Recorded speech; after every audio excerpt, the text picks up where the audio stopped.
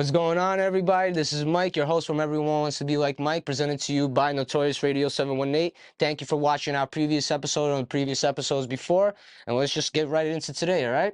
Today I want to talk to you about Victor Wembanyama, all right? He is going to be an amazing out-of-high-school prospect next year, 2023-2024 draft class, and I'm really excited to talk about him today. He's considered one of the best European prospects literally of all time, all right? And he's considered the next generational player. What I mean by that, all right, he's the next LeBron James, the next Giannis, all right? He's the next, the player that every team is going to want to, every team that's going to be, at the bottom end of the spectrum this year is going to want to tank as much as they can just to get that #1 pick to be able to draft this guy, all right? He's 7'2", like I said. He's a Frenchman. He's amazing. He's durable. And you know what? Honestly, as long as he stays out of injuries and he stays, very committed to the game, I'm sure he's going to come out to be a very, amazing player, like a Zion-type Giannis player, okay? I want to say, in general, that all these non-contending teams, all right, there's going to be several of them, and it's gonna happen the same way that it did with LeBron James. A lot of teams started tanking. I mean, obviously the Cavs won the running in that case, but in this particular case, there's gonna be several teams that are gonna be tanking.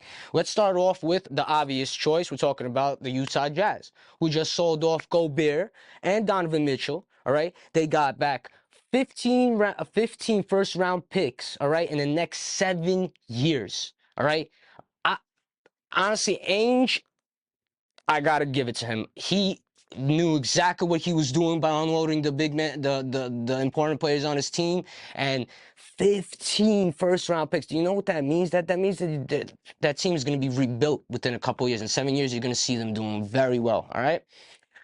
Also, another team that's going to be in the running for that first-round pick for 2023-2024 season is definitely going to be, obviously, OKC Thunder. A lot of people don't talk about it, but you know what? After Chet Holmgren's injury, now they're also going to be tanking. All right, they're going to be tanking. They're going to be trying to go after Victor, and at the end of the day, I don't blame them. They also got 15. So Jazz and OKC are the only two teams that have 15 first-round picks in the next 7 years. That is completely unbelievable. They literally stacked up on those first-round picks, which is amazing for the teams that are rebuilding, which they are. All right, so I gotta say, geniuses. All right. I think Washington will still be in the running, all right, obviously, because, even with Bradley Beal there all these years, John Wall was there, they still finish in the bottom, like, they always finish in the bottom of their conference. So at the end of the day, I think they're going to be there as well, all right? They're going to be one of the runner-ups, all right? The Pacers, obviously, too. It's rumored that the Pacers are going to unload Miles Turner right now and the Buddy Hield in some trade with the Lakers, which I completely understand why Lakers want some depth. They want some more wings, all right? Completely understand that Buddy Hield is definitely going to cover that, and Miles Turner is going to give them the defensive prowess that they're going to need alongside Anthony Davis, all right? Now, it just makes sense for the Pacers to unload Miles Turner, and Buddy Hield. They're rebuilding. And next to Tyrese Halliburton, honestly, I really see Tyrese Halliburton and Victor. I mean, they're going to be amazing together if that does come to fruition. All right.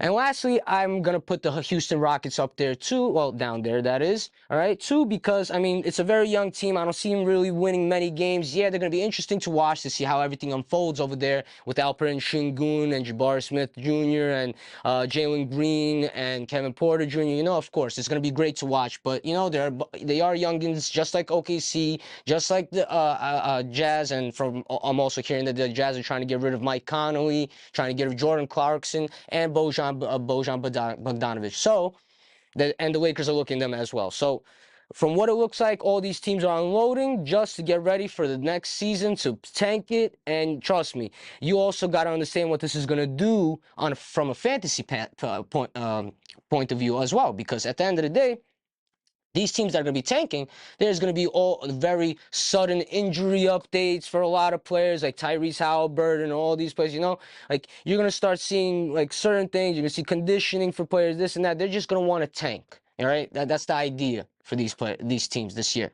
All right. I want to get into how competitive the East is going to be this year. They are good. I mean, the East is good. is just full of contenders. Have you looked at the teams in the East right now? I mean, let's take a look. Let's start off, first of all, with the Cavs, all right? Newly acquired Donovan Mitchell, all right? Darius Garland, Evan Mobley, Jared Allen, all right?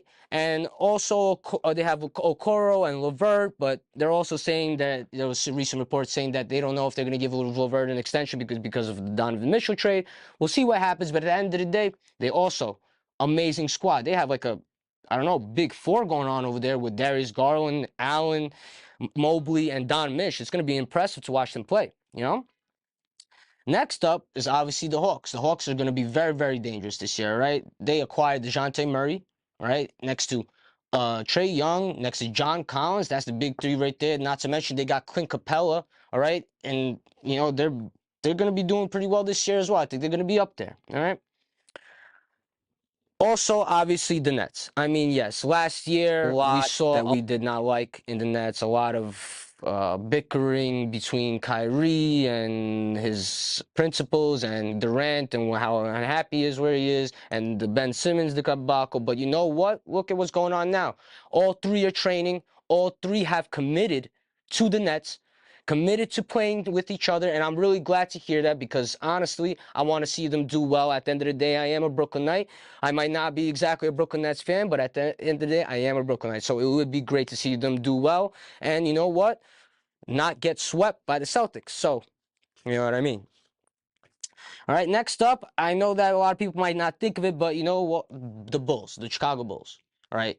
They are very stacked. You know what I mean? They got Zach LaVine, they got DeMar DeRozan, they got Vooch, they got their three. Then they got Alex Caruso. Then they got Ayo Dosunmu.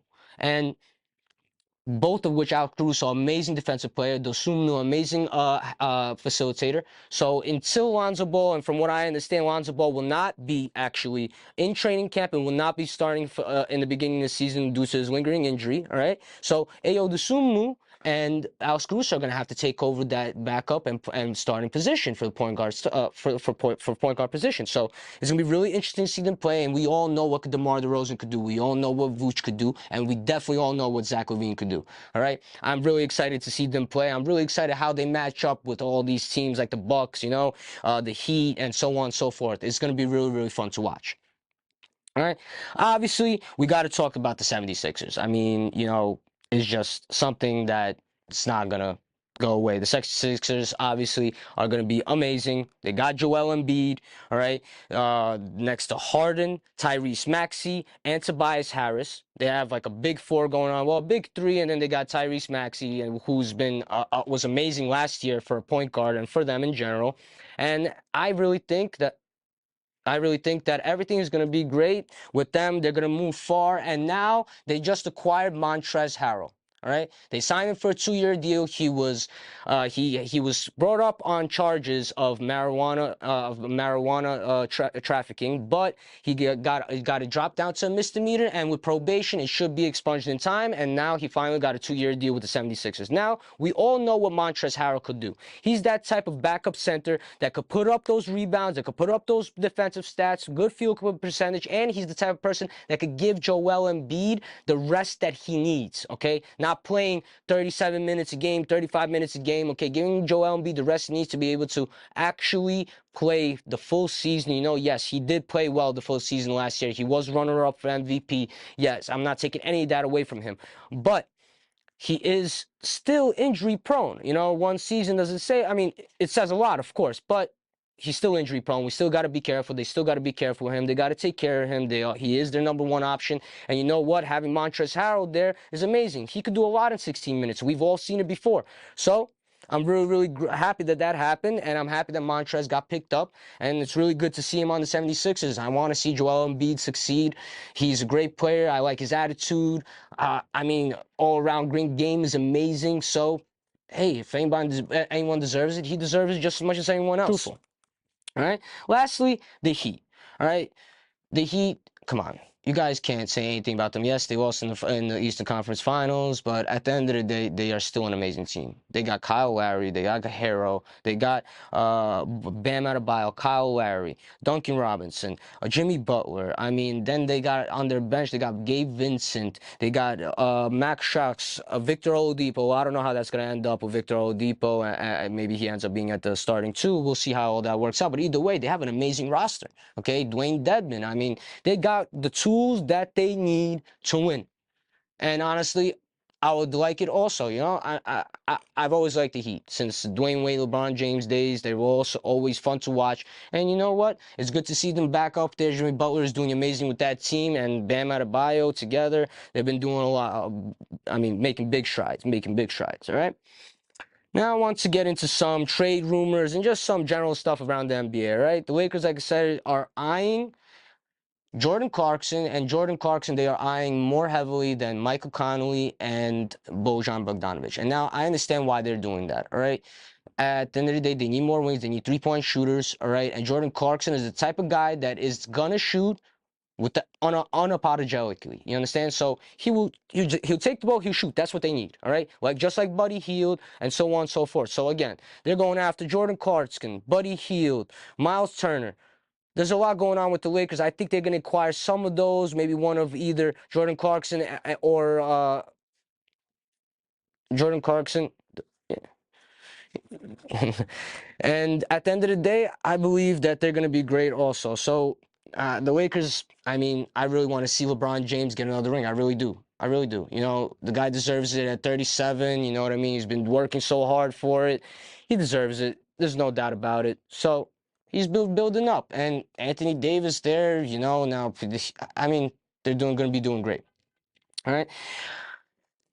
The Warriors are rumored to be acquiring Ben McLemore and a couple other players like Alfred Payton, Kenneth Faried, and stuff like that. They want a couple of veterans, all right, which makes sense, all right. They also need a couple of shooters. And Ben McLemore, obviously, you know, if they pick him up, the guy might not be a stat sheet stacker, but nobody notices the fact that he has been averaging 1.9 threes a game for 4 years, all right. That's amazing, and that's exactly what they need. So that's what they're gonna go for, all right. Now, I want to talk about R.J. Barrett. I want to congratulate R.J. Barrett, okay? He's one of very, very few players in NBA history to hit 3,000 points, 1,000 rebounds, and 300 three-pointers by under the age of 22, okay? The only other players to do it we're talking about big names right now. We're talking about Luka from the years of 2018 to 2021, Durant from the year 2007 to 2010, LeBron James from the year 2003 to 2007, 4 years, and Tatum being the only one to do that in 1 year from 2017 to 2018. That is incredible. And RJ Barrett, honestly, a lot of people, they sleep on him. They think that he's whatever. Oh my God, why would the Jazz even want him for Donovan Mitchell? You're crazy. RJ Barrett is going to be an amazing player.